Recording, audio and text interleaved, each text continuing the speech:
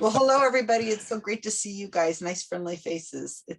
Don't you just love this magic that we have right now? The magic of the internet.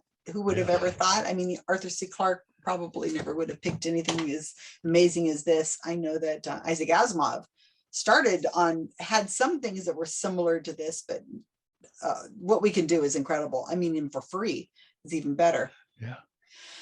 So, all right. So I'm going to have, I guess if you guys want to do your thing and whatever, mute or whatever you're going to have to do, I'm happy to answer questions at the end. This will be about 45 minutes. And I'm going to try to sum it up as best I can. This is the first time I've done the talk on Operation Onion Ring. So I have no idea if it's going to be enough information that you guys will understand what happened, or if it's too much or what. So I look forward to your feedback later, because I'm hoping to do this talk other times in other places. So let's get to it. All right. Okay, so I'm going to be speaking about Operation Onion Ring, and each one of these different events we've done, and we've done several over the last few years, are all named about food. And these are something that Mark Edward, who's here, well, he's wandering around right now, but have named. And so if it makes you a little hungry, it's not my fault. So I'm going to define a few terms first. Now, this is a Skeptics group, so you probably all know this already, but I'm just going to define a few things for you just so that we're all on the same page. The first thing I want to talk about is that I'm going to use the words interchangeably: psychic, medium, and grief vampire. Psychic is probably the word I'm going to use most often. It means somebody who's claiming to be able to speak to the dead. Well, I mean, it could be somebody speaking to dead. It could be somebody else who's just talking about, predicting the future or telling about your past or something of that sort. So it could be any of those and above. It could mean to a lot of things. A medium is usually someone who claims that they're communicating with dead people. These are dead people. Think about that. And a grief vampire is a term that Mark Edward came up with to a nice way of talking about persons who, we can't use the word fraud, we can't use the word con, any of those kinds of things, because we might get ourselves sued or something like that. But we can use the term grief vampire, and it really does fit them very well, because a grief vampire is someone who is going to prey, P-R-E-Y, on other people's vulnerabilities, their desperation, their loneliness, their lack of whatever's happening in their life that they want some kind of information on. They usually latch onto people and prey on them. And in all the work that we've been doing over the years, we found that almost all of the people who are victims of grief vampires tend to be sizably women. Not sizably women, but mostly women. I said that wrong.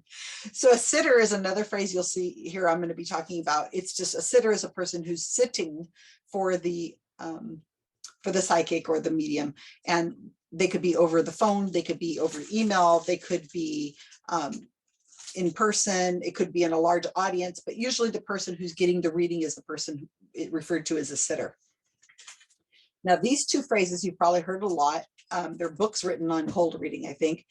And cold reading is the most common way that people are communicate or are doing their thing. Psychics are doing their thing. It's the generalities that people they're either picking up on things about you by looking at you, listening to your voice, looking at the rings on their fingers, or lack of rings on your fingers, smelling you, looking at your age, all those things, plus just cold reading statements that are just general statements that people are throwing out there, that could be something like, oh, I know you have, I'm getting this feeling that you've always wanted to write a book. You've got a novel inside of you. If you only could just get yourself to write that book, you would, I feel that's really important. Well, that applies to almost everybody. So it doesn't mean we're going to write a book, but we all think something in our lives might possibly be something we could write a book about. So these are cold reading statements. And the people who do these readings, psychics, mediums, grief vampires, same thing, they're really good at what they do. Most of them are. They're glib. They've done, hundreds, if not thousands of readings. They're practiced. They're usually really good at gab, filling in the silence and just doing a lot of word manipulations. And that's what we see a lot of. Now, hot reading is more my field. And this has been going on for a long, long time. But now that we're in the pandemic, especially all on Zoom, it's even easier than it was before because most of us are on social media. If we're not on social media, then you tend to be skipped. And that's just the way it is. And they move on to somebody who's got a more open Facebook page. There's a lot of different ways you can do hot reading. I've written about this in several Skeptical Inquirer articles, including using Ancestry, newspapers.com, social media, legacy.com. And then there are private subscription services you could do that are kind of like private eye ways of finding out information about people. Everybody who tells me, oh, I'm not on social media, there's nothing they can find on me. It's like, yeah, well, if you were born, there's something that could be found. You probably had an announcement in a paper somewhere, and you've probably been mentioned in somebody's obituary somewhere. So unless you have, like, your name is really, really common, it's pretty likely we can find something about you. And there's a lot of ways of doing it. But anyway, hot reading is my specialty. Hot reading is also what I'm going to be talking about tonight. So I have done with my team of gorillas, and we've done a lot of different stings. And every time we do one of the stings, we record everything, we get pictures, everything we can possibly do to have it as information for later. We really want to be able to have other teams of psychic busters out there and other skeptic groups that can help out and follow our lead, learn what we did right, what we did wrong, and be able to use that in your own event. So I'm not going to go over into detail of these. They're all on my website. The very end of this talk, we'll have my website on there, and you guys can check out all the articles you want and fall into the deepest pit of rabbit holes in the world if you find this interesting. So tonight I'm just going to talk about one sting, and this is Operation Onion Ring. And it's with this psychic, we call him a grief vampire. His name is Thomas John. And Thomas John fell into my world. I didn't know who he was. He was just presenting in a Hollywood or Los Angeles venue. And we had a sting in mind. I had a sting in mind I wanted to do. And somebody said, hey, this guy's in the right place at the right time. Why don't you try it out on him? And it was called Operation Pizza Roll. And it worked beautifully. We caught him hot reading, and you could read all about it. Read all about it. But Thomas John has done several TV shows. He's had 2 TV shows that have run on CBS and one on, I think, ABC, CBS All Access, and I think Lifetime. And they're one season shows. So Seatbelt Psychic was the first one. I've written a lot about this. It's where people get in the backseat of the car and he talks to dead people as he drives them in circles around Los Angeles. And it's supposed to look like he's an Uber driver or something. Then he did another show called The Thomas John Experience. And that's kind of Seatbelt Psychic, except sometimes he gets out of the car and he goes and talks to people in their homes or wherever. And then he also had a Vegas show at Caesars, and that was a live in-person show. And we had a lot of fun sending different skeptics in to go see him and record the events and mingle with people and talk to the people who were obviously his friends at the venue. It was great. We've written quite a bit about this. Pandemic happened, and oddly enough, Thomas John did not see it happening. We have proof that he didn't see it happening too, which is even better. But if this article right here, you can find in the New York Times Magazine. This is, I think, from 2018. And this is Operation Pizza Roll and Operation Peach Pit. And you can read about that later too. It goes into more depth. All right, now we're all caught up. This is what has happened is we've all, been mostly home ourselves, and the psychics haven't been able to do their venues and go in and do their talks in venues and the readings with people. So they've turned to Zoom, and Zoom has actually really worked out well for them. Now, I know these people's faces are all distorted. That's because it's a screenshot and I didn't want to have their names or their faces revealed, but it just gives you a general idea that they're almost all women, and there could be as many as 300 people that attend one of these events. $20 a person, $25 a person times 300 people is a lot of money. And a lot of this is cash. or, through PayPal or whatever.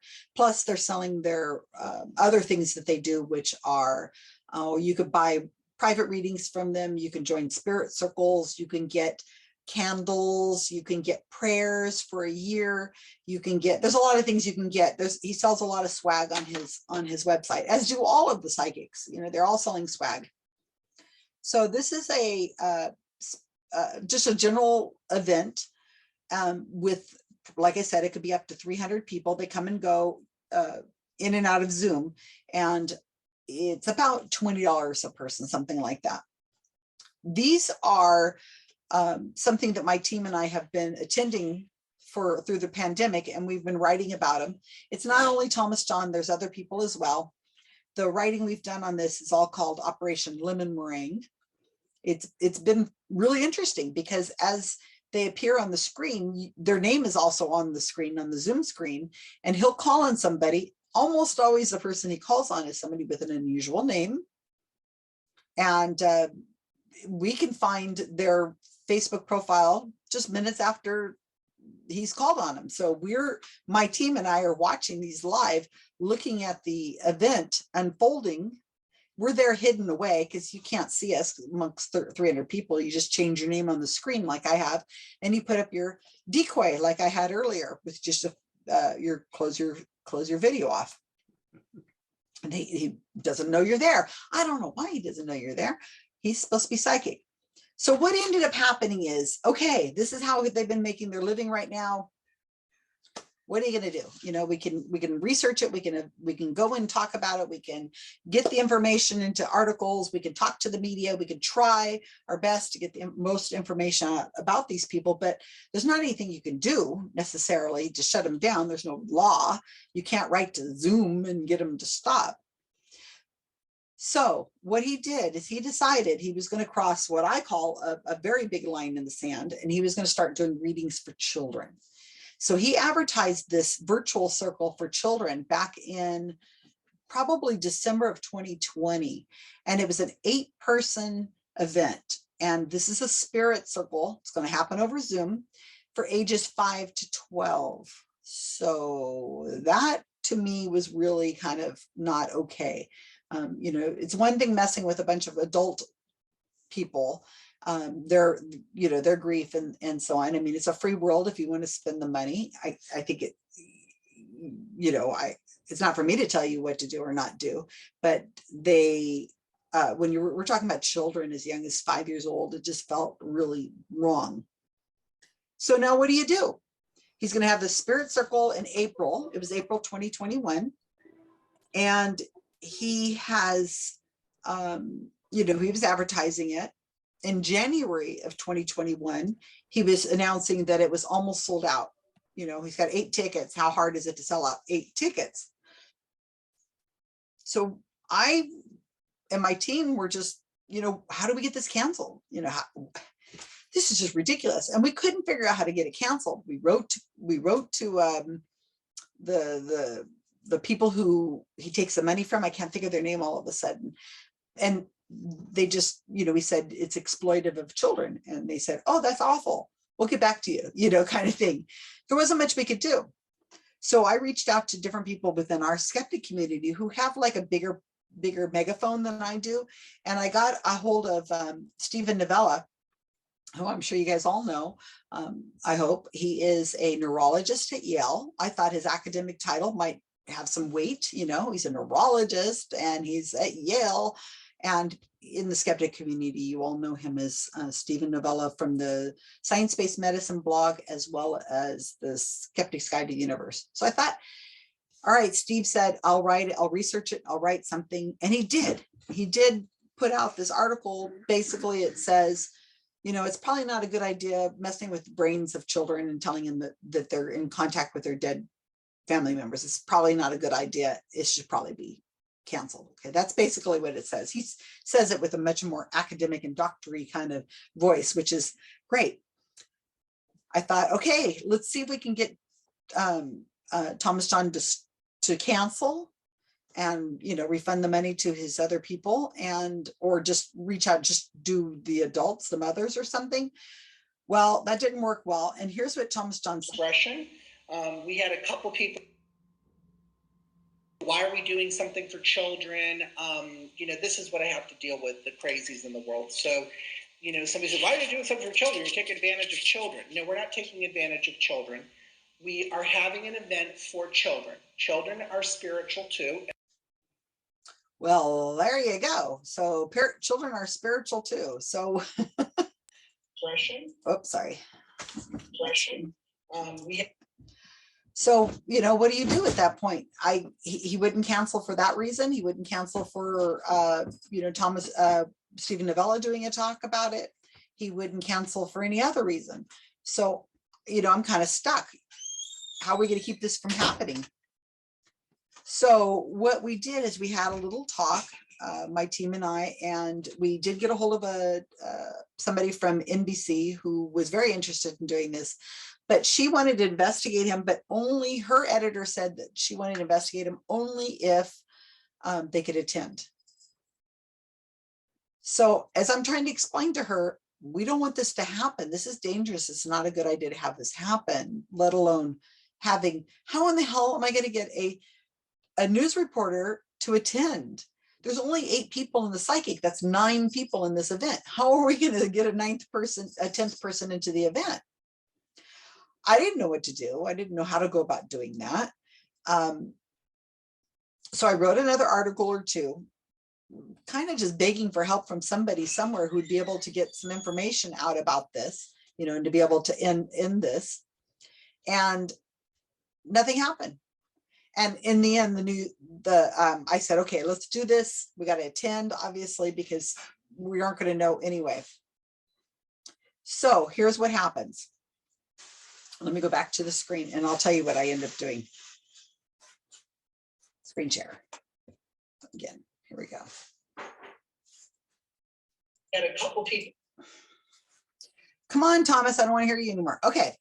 So here's what happens is I went onto my Facebook page, and I love Facebook, actually. I mean, I know it's got its issues and its problems, but it's very nice to be able to connect with people. And I had asked on Facebook if there was anybody I knew who had somebody who looked like they could be 12, but was actually 18 that would be willing to be on this 2-hour event on a certain day at a certain time. So obviously it's time, a problem with time if somebody can do this. And on the right hand side, this is Cherie and her daughter Lilith, and they live in New Zealand. They're in the South Island in New Zealand, and I've met Cherie a few times because I have I've been to New Zealand to talk to the New Zealand Skeptics a few times. A really great skeptics group over there, and they have a conference actually coming up this weekend. Make sure you guys show up on Zoom for the Australian and New Zealand conference this weekend. So they said that they would participate. Now Lilith is 14, but she could look 12, and she's been doing some acting. So it'd be great for her to be able to do this. And they said they could be free at the time to do it, and so on. So it was like, oh my gosh, we've got somebody. All right. So I'm like, okay, great. Now this is 4 days before the event. 4 days I have to pull this together. And now I got to come up. I have the money because we're a nonprofit that has some money in it. Our grant was from the James Randi Educational Foundation, for James Randi. And I said, okay, now this is April of 2021. So there's a pandemic on. I'm not leaving my house hardly at all, but I have to get to the bank. I had to withdraw cash and then take it to my local CVS, and I bought a Visa card. And because you can't buy a Visa card with just your credit card, you can't do it online or anything like that. So I had to actually go and do this. It was really kind of creepy because I'm running around getting this all done, and I had just like maybe an hour to do it because I gave the credit card number to Cherie, and she purchased it from New Zealand. So we had to do it over Facebook Messenger. It was very time, sensitive. Let's go. So one of the things they have to do is they have to, this is our receipt. So I got a receipt for the purchase. I thought, oh, I've got a person, I've got the Visa card, I got the money. Are we going to get a ticket?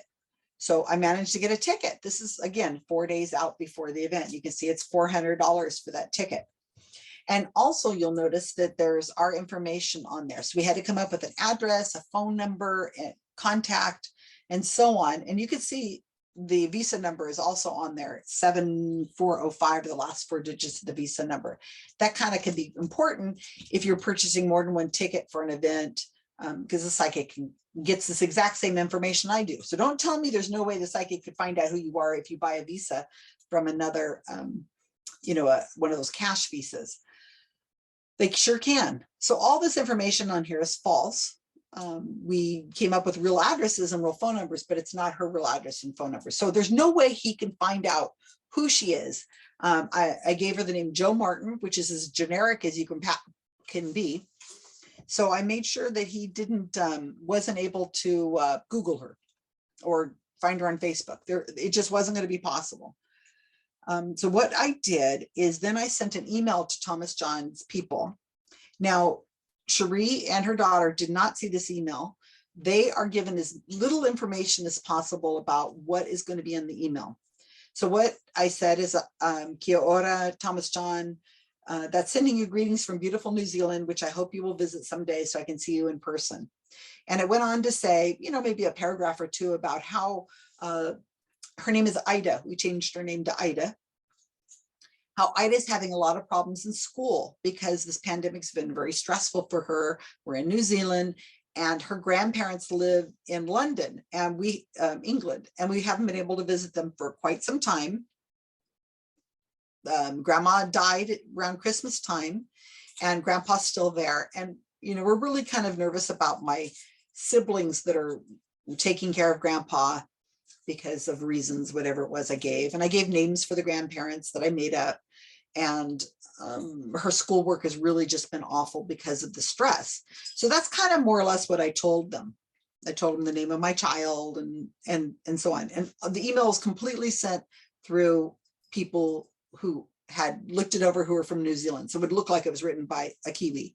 And that was intentional. But again, it wasn't Cherie or her daughter. They didn't have that much information to know what was on the email. This is how we're double blinding it.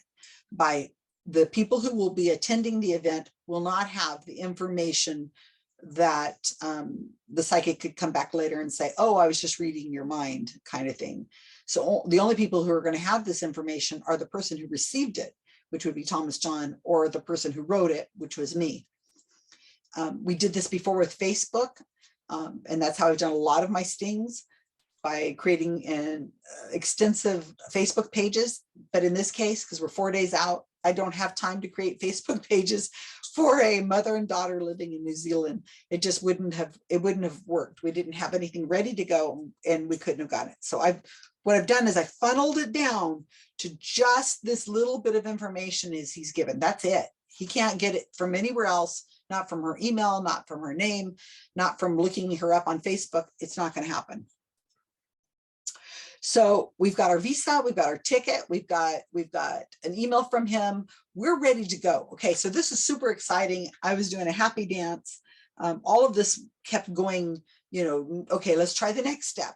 Oh, that worked. Okay, let's try the next step. Oh, that worked too. So at any moment we were thinking we were going to have to call this darn thing off. So now the next problem, she can get into the Zoom room, her and her daughter, but how can I get into the Zoom room? How can my team watch what's happening? That's the next step. How do I deal with that? So Thomas John notoriously usually sends you a video of the event after the fact, after the event. But I can't rely on that because who knows, maybe we don't end up getting a recording from him or something. Also, how are we going to see in real time what's happening? Because remember that my New Zealand team does not have all the information on the email. So they don't know how to answer him if he asks a question. They don't know what is fact on the email and what's not. So what I and my team members did, JD Sword and Mark Edward, we created a messenger Facebook chat and we put Cherie in there. And what we're doing is we're having a conversation with her so that whenever Thomas John is going to be live on the screen saying something about a person in the family, like if he said, and who's Michael, she's not going to know what to say. So when we hear the plan is when we hear Thomas John say, "Who's Michael?" one of us would be able to type in the messenger chat, "That's your father," or whatever the answer is. Okay, I hope you guys get this, because it is a little complicated, especially if you haven't been following along on all the other things I've done over the years. It's kind of like falling in the middle of a soap opera or something, and I'm trying to get you all caught up. It's not as scary as probably Game of Thrones is, but this is real life. So with that in mind, I've got to come up with a way of getting into the event and seeing what's happening. And my team members who are not here at my desk, how are they going to be able to watch what's going on too? So here's what I came up with. So you can see here on the screen, this is the New Zealand team. And on the screen, she has her name. It says Ida Galaxy J6 Plus. So we can write whatever we want on our screens. You see mine says a Gerbic, which is what somebody called me a long time ago. And I kind of think it's fitting in a lot of ways. The paranormal community has called me that. I kind of like it. But you can write whatever you want on your screen. So what the New Zealand team and my team, the Guerrilla Skeptics, practiced is we made sure that her screen said this name on it. And we practiced how this was going to work. But as soon as she signs in to the Zoom call, I immediately signed in because I have this Zoom link using my decoy. And this is, I turned off my audio and I changed my name to Pat's iPhone. Okay. So now I'm in there too with all the other 8 participants, myself and the psychic. So there's 10 of us in this Zoom room. And my audio and all that's off. And the New Zealand team and I had practiced what to say if Thomas John brings it up and says, you know, who's this other thing? We got to throw it out of here, whatever. If he was to realize that it was a problem, because he's psychic, right? Then we had it planned what we would do from then on. But one of the plans was if he brought it up, she was just going to say, well, I don't know. This is how I have to get into Zoom. I don't, my son or somebody set it up this way. And I just know this, you know, my audio is here, my video is there, whatever. And he did bring it up, to be honest with you. He said to the team, and I have this all on video, he says, there's 10 people here. It looks like 10 screens, you guys, but there's really only 9 because the other one is just like I can't remember how he worded it, throw off or something else, just ignore it, he said. And because my video's turned off, he can't, it falls off the screen. So I'm never really shown on the screen whenever this is going on. He's got it turned off so that I just kind of gone.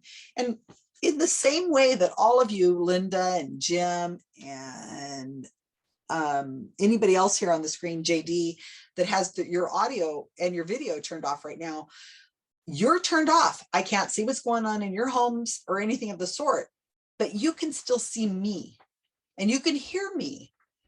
And if you were psychic, you would think he would know I was sitting there staring at him, just like you guys are doing to me right now. There's more. So obviously he did not know. All right. So here's a picture of what my setup looks like. This is you can see that I'm sitting at the monitor. I am right now. I have 3 screens. And what I did is I put a little tripod right in front of me, put my iPhone on it, pointed it at the screen in front of me, put a charging cord on it so I wouldn't have to have that. And then I went to, when I had him on the screen, I went to my phone and I live streamed it onto Facebook. And I put it into a private group called Operation Grief Vampire, which is where my team, Guerrilla Skeptics, are located. And that place, we were able to go in and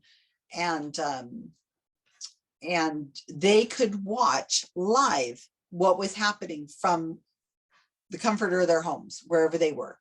And the other thing you can see possibly in this picture is I have a large camera off to my side. It was actually off screen, but it's on a tripod just pointed at the screen. Just another way of recording the video just in case something did happen. I mean, it wasn't the greatest quality, but it was something I came up with 4 days out. Remember, this is all happening. So, and then here you can see, this is Mark Edward. He's in our living room, and he's got it up on his laptop, and he's just kicking back watching the event show, happen. So he can watch, because he's on a live feed that's being broadcast to a private room on Facebook where my team is actually watching. And then my team is able to communicate. I have a couple team members who were able to communicate to the New Zealand team. So I hope that isn't super confusing. All right. All right, we're ready. Here's the day. Here is what our gallery screen looks like. There are these children here, and I've got them blocked out their faces for privacy reasons, and the names are not on the screen. But at the time, you can see the children, you can see the parents' names, and my team members over in Operation Grief Vampire are looking up all these parents' names on Facebook. And I think we found all of them, but like 2 on Facebook, and we could see what was going on in their lives, and we could see and hear, we could look up obituaries, we could do anything. We had 2+ hours to handle these readings, and we're watching them. And there's Thomas John here in the right hand corner, and in the lower left hand corner is my New Zealand team, Ida and Pat Martin, or Ida and Joe Martin. I can't even remember right now what we called her. It was so generic. So we're ready to rock and roll, right? Okay, so we're ready to go. So we're sitting here watching this, just like you guys are watching me right now. He couldn't hear me, and I couldn't, but I could hear and see everything that was going on. Now, I'm not going to go into great depths about the readings, because they're all on the article that I'll show you at the very end. I sum up every single one of the 8 readings in a little blurb. They were about 10 minutes he gave to each of these children. There was an induction where they had the children all close their eyes and dream about the person that they wanted to contact. And also, this is a screenshot that I've changed so you can't really tell who they are. The person in the middle and the bottom, that's a little boy, and he has very long hair. And Thomas John called him a girl multiple times, and until his grandmother, who's his guardian, said, no, he's a girl. And above him is a large poster. Now, talk about cold reading. There's a large poster with his mother's name on it. And all around it are all these photos of good times the mother had. So if Thomas John hadn't been hot reading this little boy, he sure as heck didn't have to look farther than the screen around him. And that's just another thing that people do, is they're able to get information from there as well. So as we move on, you can see that the children were actually there was a little laughter here and there, but for the most part, the children were kind of distressed. This is a little 6-year-old girl whose father had died. And there was tears. It was really hard to watch. Anybody who has any empathy for children would see how bad this was for them. Thomas John has said he didn't really do these things before. He was trying to be kind. He was trying to be nice to the children, but you can tell that this was not, it was manipulative. He was trying to talk them into becoming psychics in the future, and so on. But here's a little 12-year-old girl who's crying her little heart out because she's no longer seeing the dead people in her family, which her mother really wants her to do. And she's growing up. These children are all starting to let go of their grief. They're forgetting their family members. They're forgetting, how the grief. The parents haven't necessarily, and they see this as kind of a identity for their child, to have this this relationship with the child, to be able to see their child as special. There was one little boy, the little boy I was showing you earlier. He had said when he was little, the kid's 6. When he was little, then people would come to the door, shadow people and stuff like that. And Thomas John said, oh, they won't come to you again if you're always good. If you think good thoughts, you won't have this happen to you anymore. They'll leave you alone. It's like, what are you saying? It was awful. I had to watch this video so many times. We had it transcribed. Rob Palmer transcribed the whole thing for me, which was fantastic. And so I have in depth what's going on the article that I'll give you at the end. You can see how the children are just kind of like, they've been on Zoom through this pandemic, and here they are just bored to tears for 2.5 hours listening to these other readings. I had to watch as well as my team. It was something else. So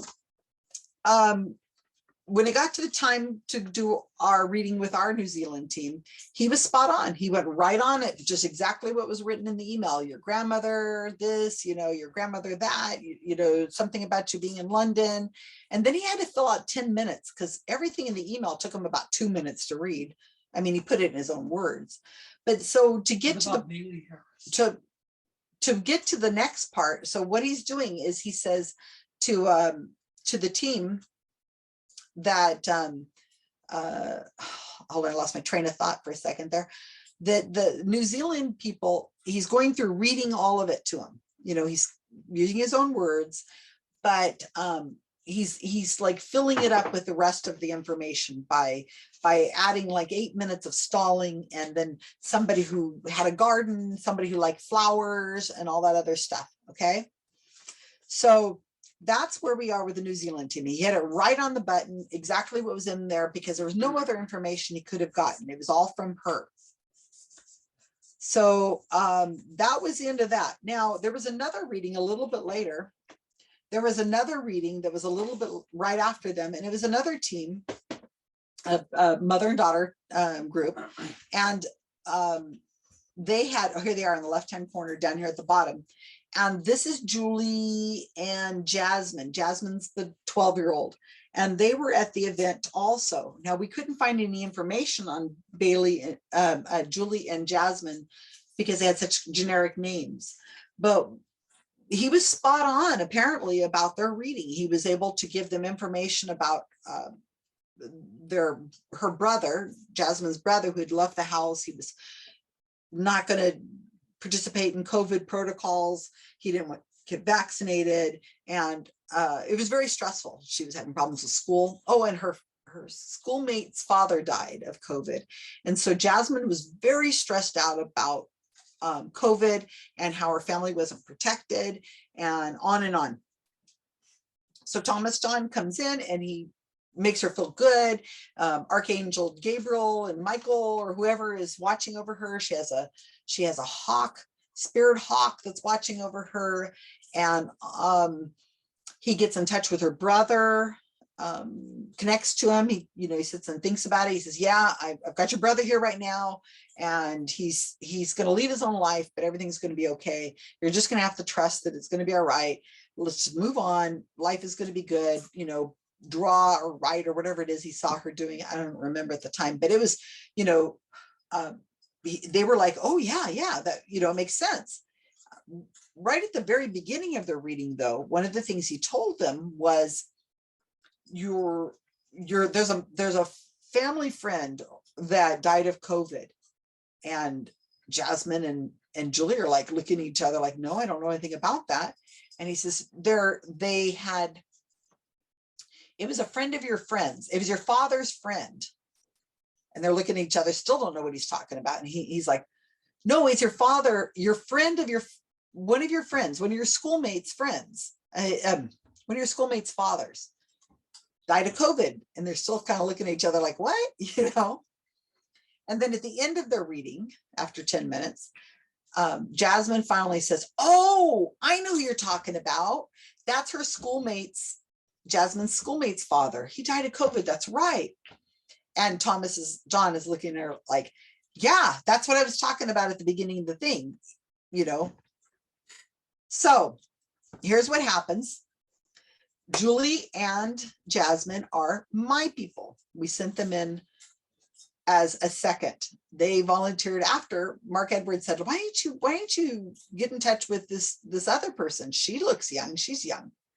So this is, you can't tell on the screen, but the father, Douglas Harris, is sitting on the other side of the mother on the laptop throughout this whole thing. And that's his Mackenzie Harris. And this is Bailey Harris. And she's a science writer. She's written a bunch of series of children's books. She has puzzles out. Hey, Christmas is right around the corner. Look for, if you have any children in your family, why don't you pick up one of these jigsaw puzzles on evolution? She's got all sorts of books out. Even her little sister's written books. And this is, was at PsyCon, last conference we had in 2019. She was 13, very mature. And Mark said, why don't you try to get a hold of her and see if she'll do it? So at the time of this event, she's 14, and they were willing to play the part of Julie and Jasmine. So another thing I want to point to you is here in the background, one of my Facebook friends said, when she heard we were going to do this, she says, well, these people are atheists that are attending, aren't they? Why don't you have like something in the background that and see what happens? So I told Jasmine, could you print out a picture of something religious and put it behind you someplace, or put a cross on the wall or something where it's right in this line of sight for Thomas John? Sure enough, she printed out this beautiful photo, put it in a frame, never referred to it. It just sat behind her. And it was there, and she had the most religious reading of all of the readings that were happening. He went right into the religion for her. So it was quite interesting that another cold read, he was looking at what was behind her. So here's what we did, is I did the exact same thing that I did with the New Zealand Skeptics, except I did this 2 days before the event. 2 days. So I said that, I sent an email, fake email. I made a new email account for Julie and Jim Jones, I think. And we put that on there and we sent it to them. And it said the same kind of things, where it was like, oh, we're big fans of you on Seatbelt Psychic. We've been watching it. We've been watching it on during the pandemic. And we enjoy so much your show. My daughter's just really shy, which she's not. She's not been doing in school well because her brother has left the household. Oh, by the way, she's really freaked out because of COVID. And one of her school friends' fathers died of COVID recently, and we're just been really freaked out about it. And she's very worried. So basically, that's what the email said. Again, the exact same thing as with the New Zealand group. There was no way that he could have Googled them or found them on Facebook or any of that, because all the information Thomas John had was in this email. So, that's how it went. So here, I'm going to sum up here a little bit. What did we learn? Well, we learned that here I am. This is a screenshot of me when I was getting things tested out to see if it would work and everything. I'm staring at him. I am staring right at him. I'm his biggest detractor. I've written probably 12 articles about him. He calls me a crazy cat lady and all sorts of things he's talked about me. He knows exactly who I am. And I'm staring at him during his 8-person call, Zoom call, and he doesn't know I'm there. I mean, that's a tell right there. Also, here's Mark Edward, one of the biggest busters of psychics and knowledgeable about psychics, is sitting there watching him live also, as you can see on this screen. And Thomas John doesn't get like a feeling up his back or something, some kind of juju scary thing. Not only that, the rest of my psychic busting team is watching him live also. There's a whole bunch of people sitting there staring at him that are skeptics. But he doesn't seem to notice that. And then I just want to point out, James the Amazing Randy, is the person who funded us to start with. And he gave us the money to be able to do this. So this $800 that we gave Thomas John, of the $3,200 he raised that day, part of it came from James Randy and his foundation. And this is a picture of Mark Edward and myself with James Randy, one of the last times we saw him. And you would think you would notice that. The other thing that we didn't happen is that he was almost sold out in January. So why were we able to buy 2 tickets at the very last minute from him? He couldn't even sell out an 8-person show without having the skeptics buy the last tickets. And then lastly, here's all the people who, these people have real family members who have died. They have real backstories. They have real issues that could have been discovered. If Thomas John was a real medium communicating with the dead, he would have known right away that these people were not there under their real names. Their dead family members should have come around and said, hey, that's my daughter right there. And she should, what's going on? She's never used that name before. What are you talking about? That's not her. He should have known that these people were really you know, they're skeptics and they shouldn't have been, you know, with their own dead departed people following them around. I should mention that when I created the backstories for these people, I interviewed Julie and I interviewed Cherie to make sure that I didn't create characters that would match up with the family that they actually had, you know, the same names or anything like that. I wanted to make sure that couldn't happen. Also, I said, if this man is a real medium and can communicate with the dead, what will he find out about you? What should he be telling you? And so they gave me like their family history of who's actually died and what their names were and so on.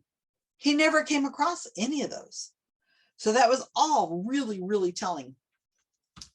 So you can read all about it, on Skeptical Inquirer, the Operation Onion Ring, Thomas John and the Children. You should have no problem Googling Operation Onion Ring to find this article. It is quite long. It's long on purpose. I want these children to be able to have something to find when they finally grow up and are looking into this. They'll be able to see what their reading was and how we were able to look at their Facebook pages and see the same thing he was doing. It's a little moment in time. We've just preserved it for them. I've changed their names and I've changed like their locations and things like that. This is our website. Our nonprofit is called About Time. And you can go to abouttimeproject.org and you can find a series of articles I have written on the grief vampires that we've researched, especially a lot of them through the last few years. You can learn about all the other things that we do and we're associated with, including the Wikipedia project that several people here on this call are in. And if you want to take a picture of the screen or if you want to look at it later, but please do check out our website.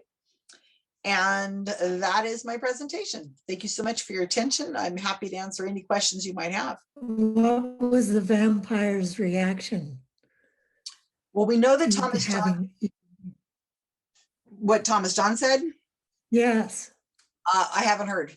I don't think he was happy about it, but we know he saw it.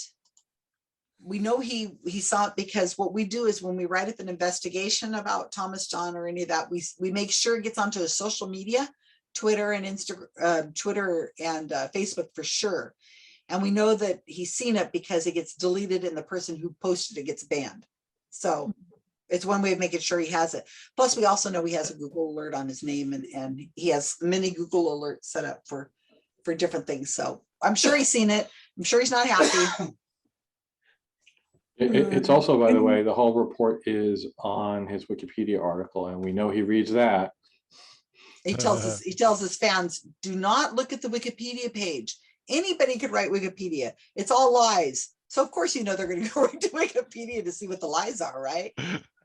Send more people to Wikipedia, Thomas John. Send them all over there to not read your Wikipedia page. You had said that the information that you sent to him was double blinded, so the people didn't know about that email that you sent to him.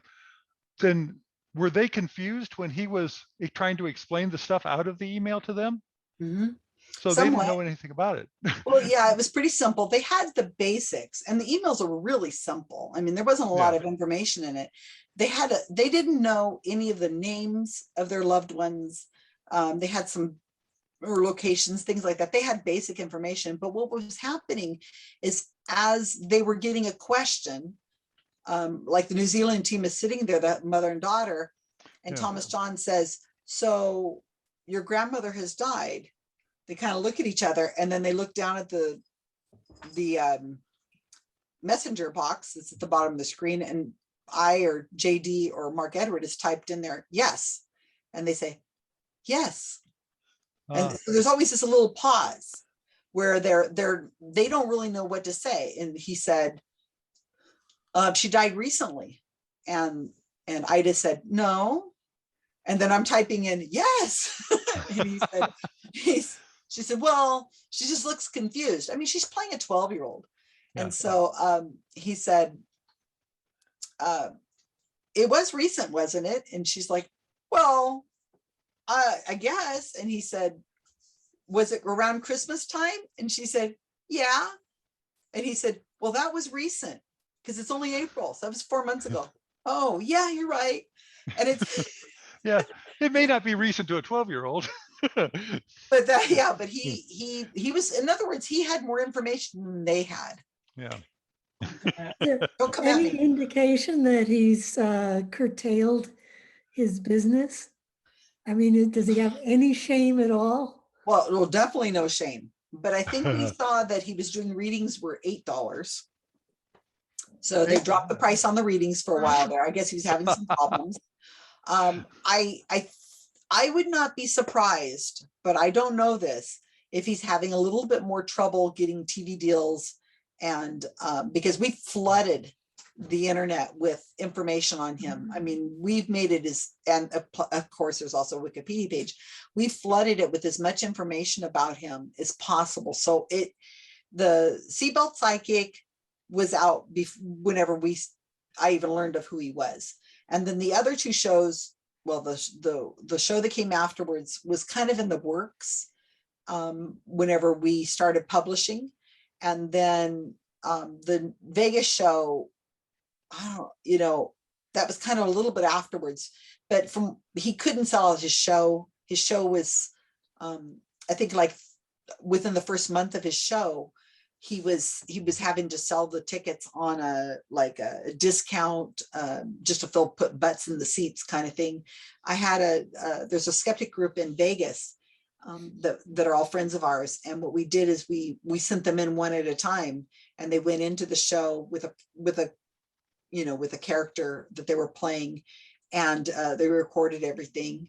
And we could also see on Ticketmaster, you could see the seating chart, and you could see how they weren't filling. You could see that, that people are scattered around in this room. It fit, I think, 106 people, but he was getting 50 people in it. So I think that's another reason he's probably not going to be able to do Vegas again. They say it's very expensive because you have to pay for, your lodging and all sorts of stuff. You have to hire people, and it's expensive. And so I don't know, but I think that we've been whittling away at his income. He's got a lot of nasty Yelp reviews.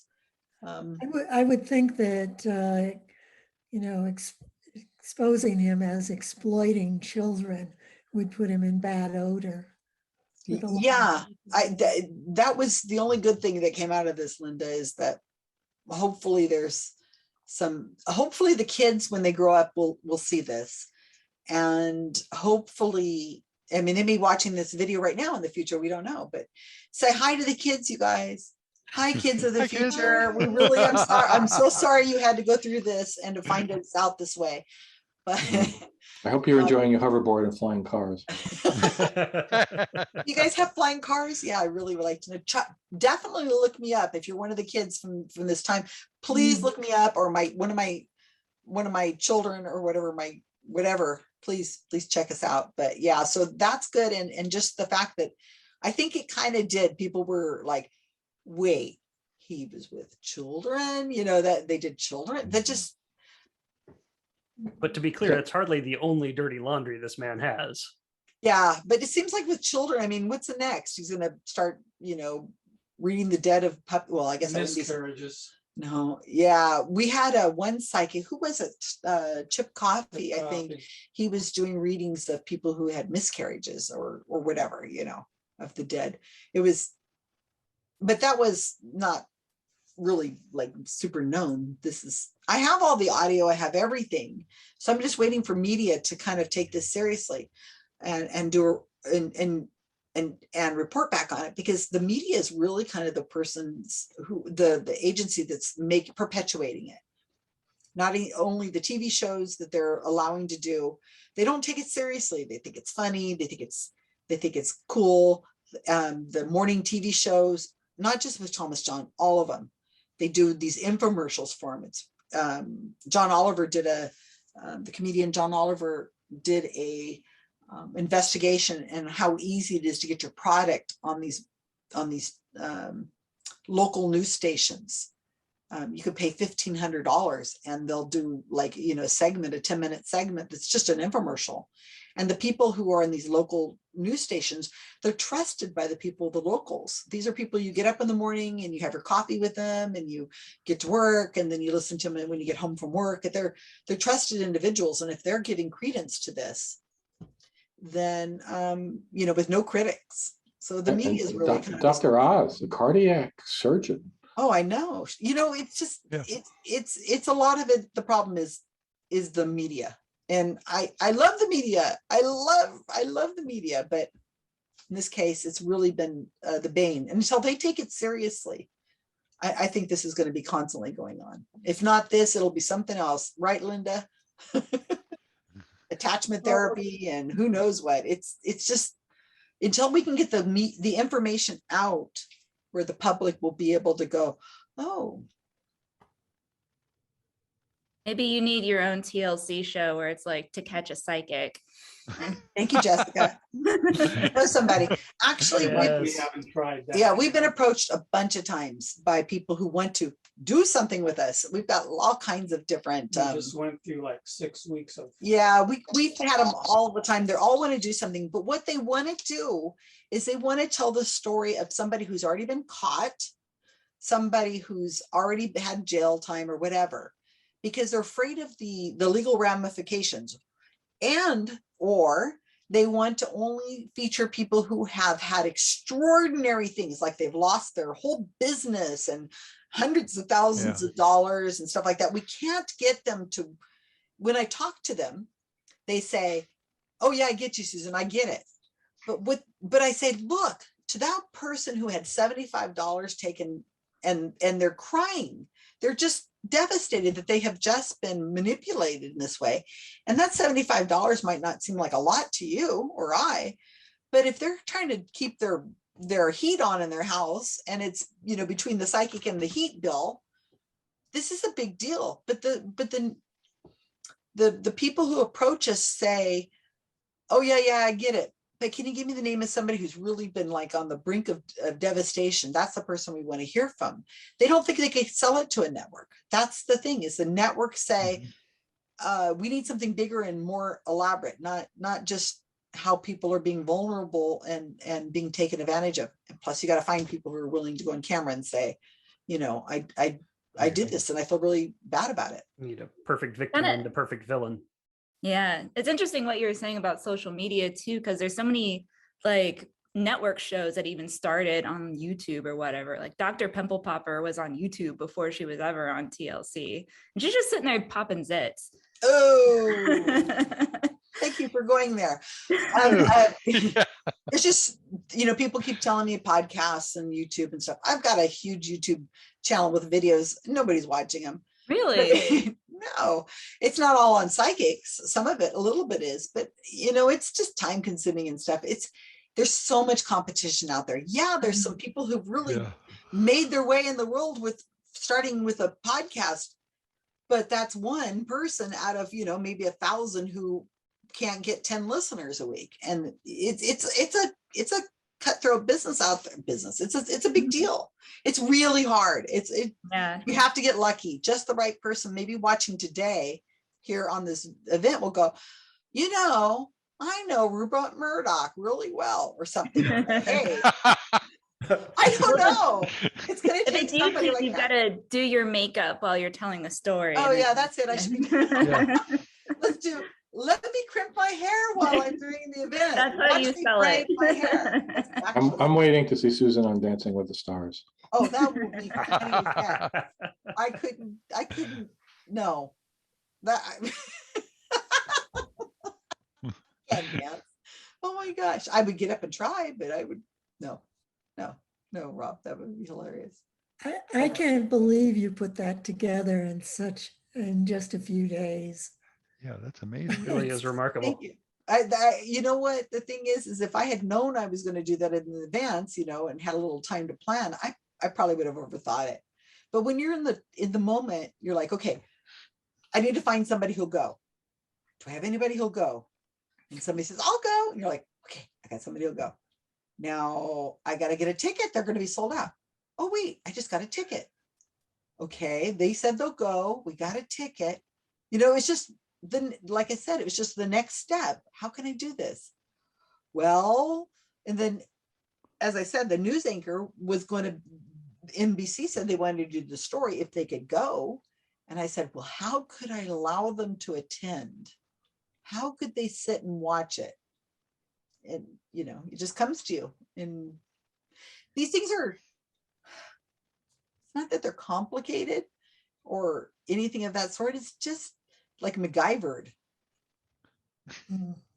Using the technology that we all have, that we've learned to use over this pandemic. It's been interesting. I know some of the previous operations that you've run, Susan, your process has been a little bit more sophisticated, more than just like, let's cram some hot read fodder into an email. I don't know if you want to say anything about what it is you'd normally do for folks. We would normally, I have a team of people that run Facebook pages. They're still out there, the Facebook pages. They're not connected to our own Facebook pages, and they're just, they're mostly dormant right now. But we want to be able to have the psychic be able to look at a Facebook page and say, the person would say, hey, I'm going to be attending your event. I'm so excited. I really want to hear from my sister who died recently. And, you know, maybe we could put up a fake obituary or something. I don't know. And it tells a story. And then the Facebook pages talk to each other and they say, how was work today? You know, oh my gosh, you know, my boss is driving me crazy, and put up memes of cats and stuff like that. So we have these Facebook pages not connected to us at all, just in anticipation for us to be able to do other stings. I just throw them participated. together. I participated in one of those as the person who was creating the Facebook posts for the character that Kenny Biddle played. On Operation Peach Pit. Actually, can I share my screen? I'll show you one of the posts that I put up. So this was Kenny Biddle was playing Ed Caffrey when he went to Matt Fraser's reading. And this was one of the many posts I had in Ed Caffrey's Facebook account. Mm-hmm. So it's elaborate. The sting we did with Operation Peach Pit, we put together in 10 days. The one with, no, Operation Pizza Roll. Operation Peach Pit, the one that Rob's showing right now, was months. Operation Bumblebee with Chip Coffee was 6 months, I think, of Facebook pages. But once you have Facebook pages, like I said, I really like Facebook because I've learned to use it well. You can just clean things off. You can take an account, change the names, hide posts, put a new character in there, and then you have a Facebook page that has a long history, which is what they're looking for. They don't want, if you approached a psychic with a brand new page, it's only been around for a couple days, that's a red flag. So if they see a page that's been around for years, they're not going to scroll that far back. If you put the good stuff, the bacon bits right at the very top, they're going to say, all right, we got this one. She's got a sister who just recently died. Cross it off. What's her name? Okay, good. Let's go to the next person. And that's all they need to know. That's how we do it. Mm-hmm. So what kind of parents, like what are the parents like that take their kids to a psychic? Like what was like their reasoning or their way of operating? Yeah, Romero, that's a good question. Nobody's asked me that before. So these were all women. As I said, one was a grandmother who had assumed the guardianship of her grandson. They all were multiple attendees. So when you heard them talk, they would say, you know, normally this happens. Or one woman said, normally my cousin, my younger cousin who died comes through. So that must be him. So like when the psychic said, Thomas John said, I'm getting a younger man, the mother seized on it and said, that must be my cousin, because he usually comes through whenever I get readings. So it was often that these people attend. Very likely these people, the women, have been doing it for years, and maybe their family has also been, you know, involved in psychics. These aren't people who necessarily just had a loss in their life and immediately have gone to psychics. I think this is something they've had the belief for a long time. They want the children to follow in their footsteps. That was clear. It was also clear that the children didn't necessarily want to be there. One little boy was trying to explain how to use Zoom to his mom at the beginning. That was hilarious. He tried to mute when we were just waiting to get into the event, you know, waiting for Thomas John to be ready. And he hit mute. And the mother's like, don't mute it. I want to know what's going on. I want to be able to hear. And he's like, no, Mom, we have to, we have to mute so they don't hear us. She could hear him arguing with his mother. He was obviously far more events than she was in a lot of things. And then we had another one.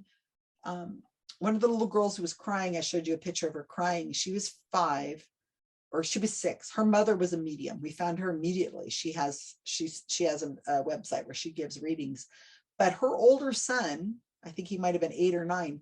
He was the one who was originally signed up to attend. And he said, I'm not doing it. I am having nothing to do with it. And Thomas John said, he's just not ready yet. And so she roped in her 6-year-old daughter. You're all like shaking your heads. That's how I feel too, you know. In a way, they're also preying on the parents that believe this stuff. Well, it was clear the mothers were the ones that wanted to go. They're the ones that wanted the reading. They just asked one little boy, I think he was 9. The mother said, he wants to hear about his grandparents that he never met. Right, honey? And he's like, yeah, can you tell me about my grandparents I've never known? They died before I was born. And Thomas John told him. It's like, kid didn't care. It was what the mother wanted to hear. And another one, this is funny too, because Mark Edward used to work on the 900 lines. I don't know if anybody remembers that. And he said that when you're paying $3.99 a minute and somebody calls in, they are going to be right on you. You know, you get in, you got your call, here's the psychic, you're talking to him, and the person says, and the psychic tries to tell you so here I am to talk to you about, do you want your lucky lottery numbers? Do you want to know this? Do you want to know? And they're like, I want to hear about this. Tell me about my love life, quick. You know, they get right to the point because they're paying $3.99 a minute. And so this woman, one woman, Thomas John started to tell her, you know, it's standard reading is, I'm getting an older person, an older male figure who could be a father figure, or it's an older female figure, you know, it just fits anybody. And he started in on that with this one mother. And she says, stop. I want to hear about, he wants to hear about his father. Oh, she wants to hear about her father who died a few years ago. It was like, you know, I'm paying $400. I've been on this call for an hour. You finally got to me and everybody's only getting 10 minutes. So let's get to the gist of it. Let's see. Tell me about my husband who died. You know, it was really quick. So it's $400 for a 10-minute reading.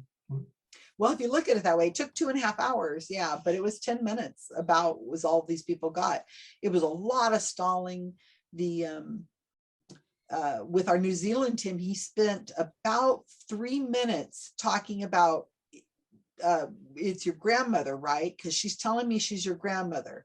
No, this is your maternal grandmother. That means it's your mom's mother. Is that right? Your mother's mother, right?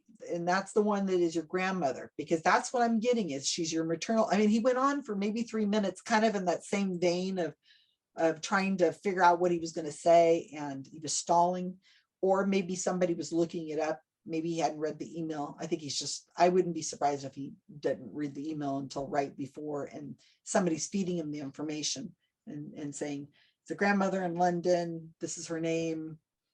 This is girl's upset because her so and so. But the funny thing is that Thomas John was saying, you know, you guys got to do good in school and stuff. And the mothers are telling me these kids are great. They're A students, and whatever the equivalent to an A student is in New Zealand. She's doing fabulous. She's just, you know, top of the class, honors and everything. And he's trying to say, oh, your grandmother's telling me you're not doing well. And one had the New Zealand grandmother was telling her memories of how something to do with cupcakes they baked together, I think. One of the other kids was a kite.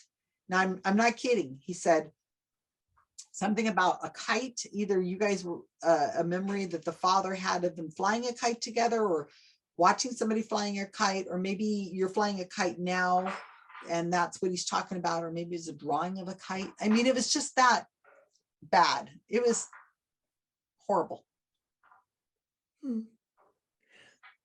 Did the women seem satisfied at the end with Yeah, they did, huh? yeah. I don't know if they felt like they got $400 worth.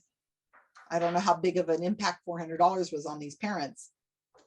Yeah, But so that's one of those cognitive biases, right? Where when you sink a lot of money into something, I forgot the name of it, but if you sink a lot of money into something, gambler's fallacy. Oh no, not the gambler's fallacy. Sunk cost, right? sunk cost. Thank you, Yeah, you, you should Jeff. know this, Rob. I should. Sunk cost fallacy.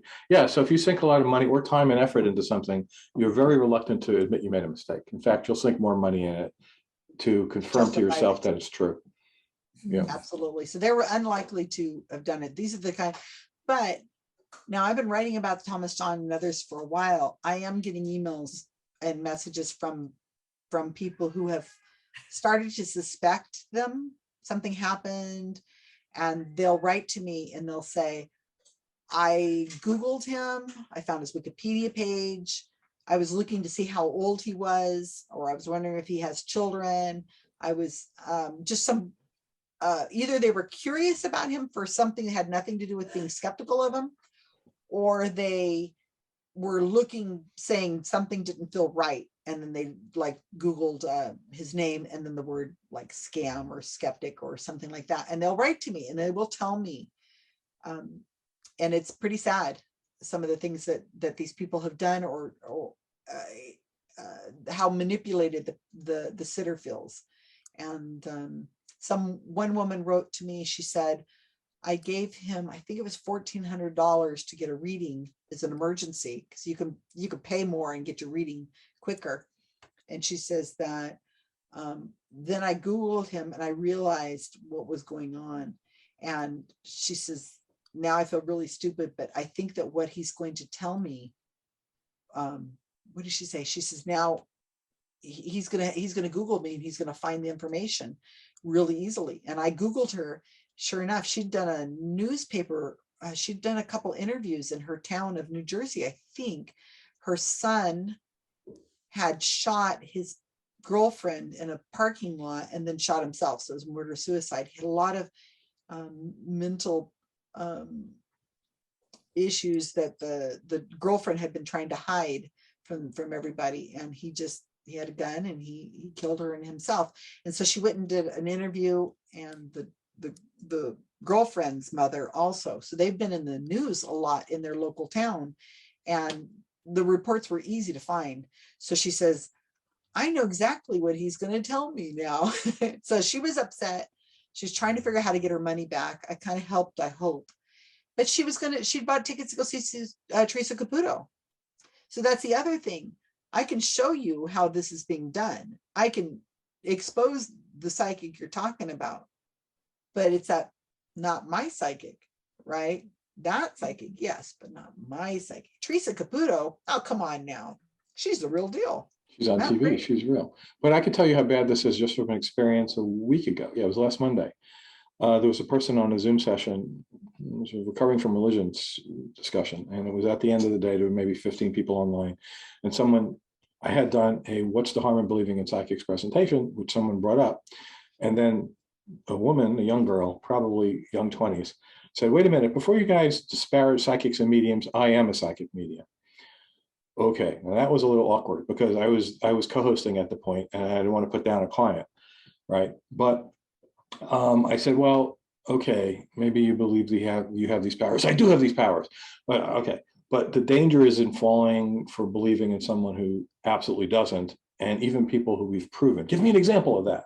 So I told her this exact story with Thomas John. I told her about the New York Times article. I told her about the faked Facebook accounts. Well, maybe he was just having a bad day, and then he really is psychic and he's a medium, but he knew he wasn't going to perform well that day. That was her explanation. We only hope that maybe she thought about that later. And I hope so. But if she believes she's psychic medium, there's no chance in that, really. It's very sad. There's only three things I think we can do.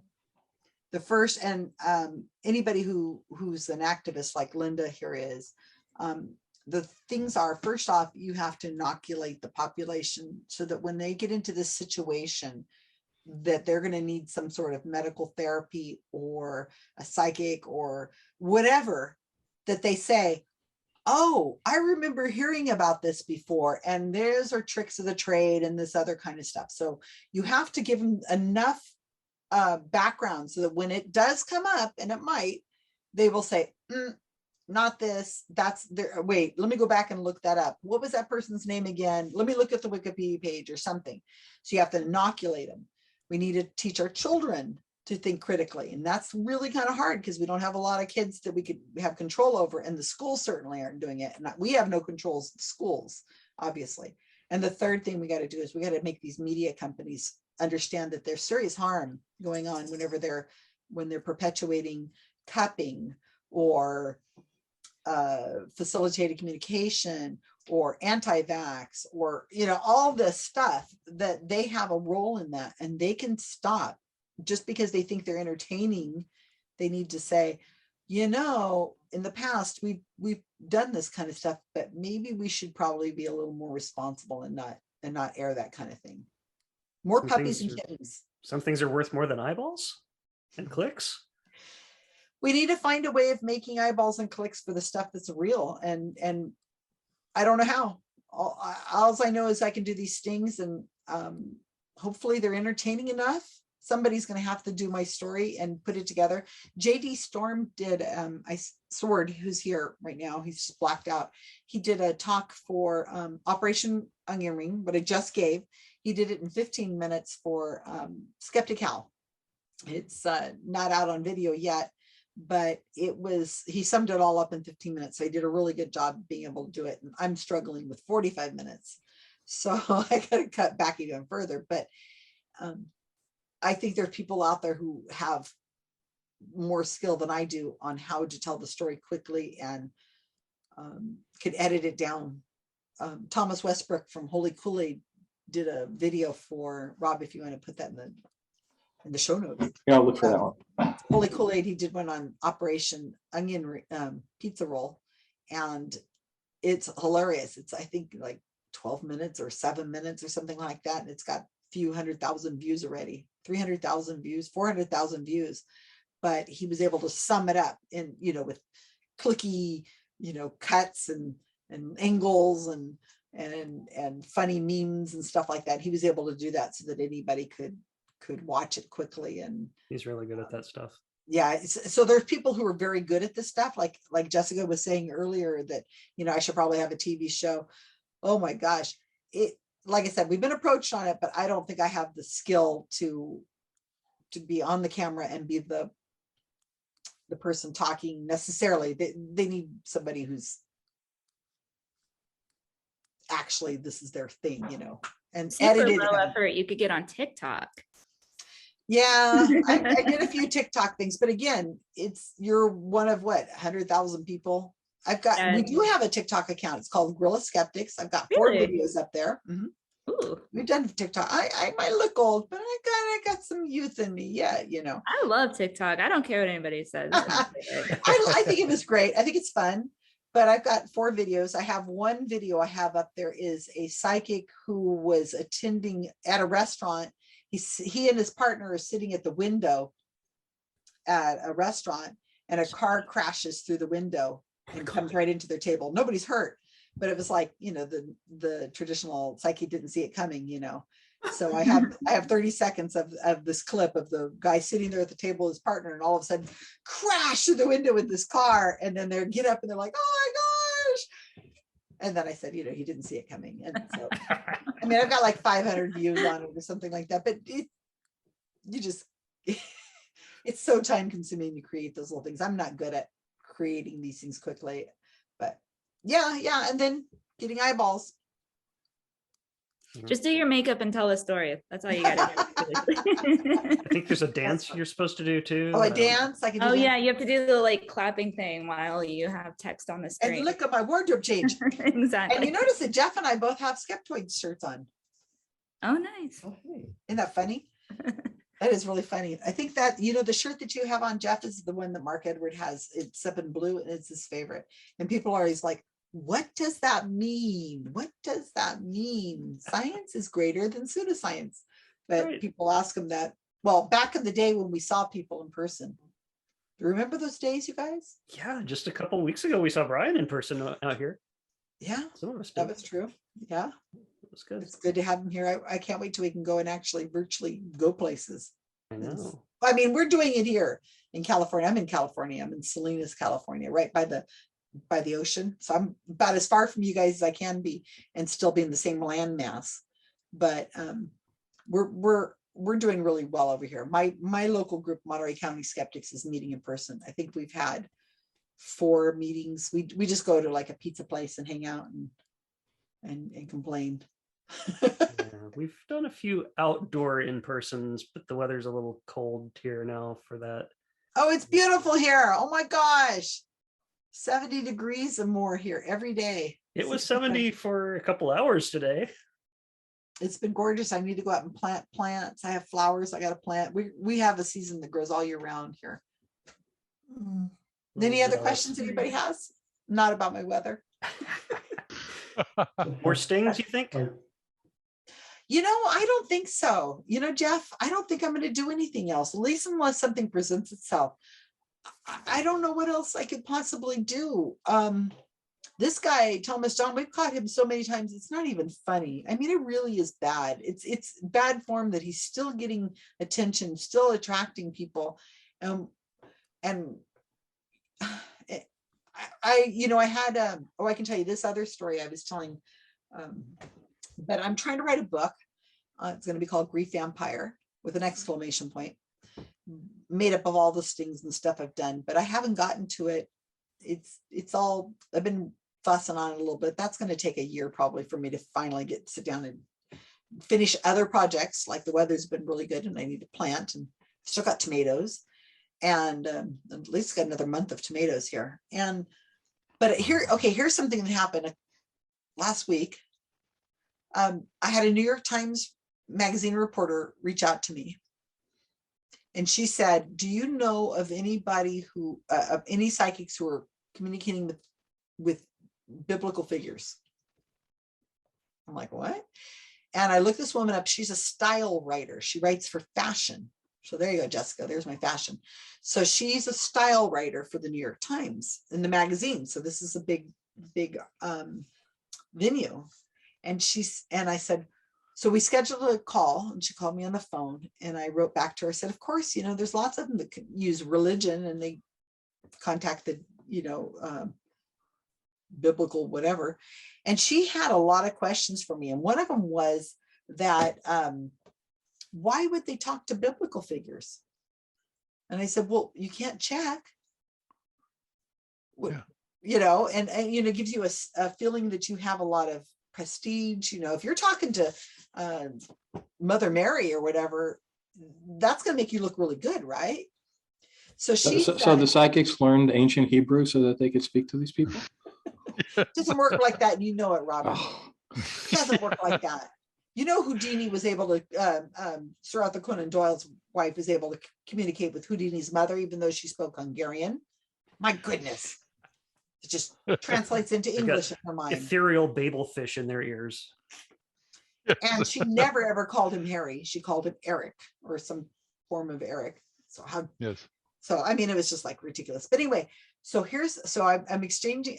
Okay, so this New York Times writer, she writes to me, and we do this conversation. I'm thinking, okay, I'm all ready for what she's going to tell me. I'm sure she's done a whole bunch of research in it, right? Turns out now this article, I don't know if it's going to come out or not. We'll see. I think it is now. She says that it fell into her lap because I asked her, why would a fashion writer be writing about psychics? She says it just kind of fell into her lap. Apparently there's these 2 psychics. I've never heard of them before. One of them doesn't even have a website, and celebrities are swearing that these are the best psychics in the world. They're telling them things that there's no way they could have known. Never heard that before. And she says that these psychics are talking to these celebrities for 4 hours, 4-hour readings, 4-hour readings. So you could read a encyclopedia to somebody and you could find something that would fit in that 4 hours. I said, of course they're finding lots of stuff. Yeah. So it's not hard. So the New York Times writer is like, how are they doing this? Are they hiring private detectives or whatever? Because the psychics are supposed to be using some kind of email thing so that the psychic and the celebrity aren't actually, they don't know who it is. I'm like, well, I'm sure we can get around that. So the reporter has a Russian name, and she got a reading from the psychic, and the psychic said, who is Nikolai? She says, that's my grandfather. And so she tells me, Susan, how did they know it was my grandfather? How did she get that hit? The only thing I could think of is that it's a common name, but how did she know? And I'm like, she goes, did they hire a private investigator to figure it out? And I'm like, how common is Nikolai to somebody in the Russian world? She goes, oh, it's like Heather or Susan, you know? I'm like, well, maybe she just threw out Nikolai and it hit. Now, I don't know if that's the first name the person threw out and you hit, or it was like the 10th name and you don't remember the first 9 names. Besides, she didn't say, your grandfather's name is Nikolai and he's here with me. She said, who's Nikolai? And you said, it's my grandfather. It's like, so this, if you're talking to somebody who's of Italian background and being like, who's Tony? Who's Antony and Anthony and Anthony, Anton, or any of that? Yeah, Maria. I mean, it's just so she said, I said, is there any transcripts or any recordings or anything from all this? She goes, no. I'm like, well, you don't know what happened. They're just telling you it was accurate. You don't know. I said, was there anything helpful? Like, did any of the psychics predict COVID? She says, well, one of them says they did. I haven't researched it. I'm like, okay, we'll see about that. And then she had 2 instances where people had said that the psychic knew something that even the sitter didn't know. One was that their ancestors had a jazz club, and another one was exchanging an email with somebody. And in the email, it said something about a street that his grandmother had lived on. And that was super accurate. He asked his mom and she told him it was true. So I said, okay, well, have you seen this email? She said, no. And I said, how do you know it says it the way he reported it to you? And how do you know there's not like paragraphs full of other stuff? And he only cherry picked the one thing that was in there. And how vague was it about a street? She goes, oh, I guess I should look at that email. I'm like, yeah, I think you should look at that email. And then she says, that's why she's a style reporter. I know. And then she said that the jazz club thing, she goes, well, how did they get that right? Even the person who had the reading didn't know about the jazz club. I said, well, how do we know it was a jazz club? She could have said, it's a 4-hour reading. How do we know? She didn't say your family has a lot to do with music. I mean, it's been in your family for years. And they owned somebody owned a business. And, you know, during the jazz era, and it turned into my family owned a jazz club. We don't know. So then she ends the call. And every time I tell her something, I said, these are not hiring private investigators. This is called cold reading. I said, it's cold reading 101. It's you can't get any more clear. And she'd go, oh. And I'd say how it was done. And she'd go, oh. Well, I'm glad I talked to you because I kind of needed somebody to center me and get me back on the right track. Okay. And then she sent me an email. We had an email exchange a couple of days ago. She said that, Susan, I just want to know for sure, have you ever found anybody who really would, have you ever found anybody who could be psychic? No. And I told her. It would have been on your front page. Yeah, for real. Oh, it would have been New York Times front page. It would have been a Pulitzer Prize. A Nobel Prize. Nobel Prize for the science, Pulitzer Prize for the write-up. Oh, yeah. Yeah, seriously. So I told her, I said, look, you know what I'm going to say? Of course not. This is just, and she goes, okay, good. That's what I thought you would say. And so I guess that's the quote she's going to use for me in the paper, but I don't know. It just felt like she got into this thing and she didn't know what she was doing. And then all she did was talking to the believers. And then after she's done extensive research and listened to these people talking forever and did her own reading or 2 with these people, then she finally says, oh, I guess I should talk to the skeptic. And she was smarter than David C. Smalley. Yeah. You want to talk about that one? You can say, go ahead. So I don't know if you know who he's a podcaster. He used to have a podcast called Dogma Debates, and I don't know the reason, but it changed to his own name. And I was going to be on to represent Recovering from Religion. And in the interim, he said, you should listen to some of my episodes. So I happened to see one with a psychic. So I listened to it. And he was being cold read, and he opened the podcast something like, this is, I mean, I don't necessarily want to say this is real, but she either has a nephew who works for the NSA or I don't know what to say. And that's how he began it. So there was that leading into it. And it was just, oh my God, how did you do that? How did you give her this? And at the end, she got to promote her business and all this kind of stuff. It's like, how did you let this happen? So I wrote him that.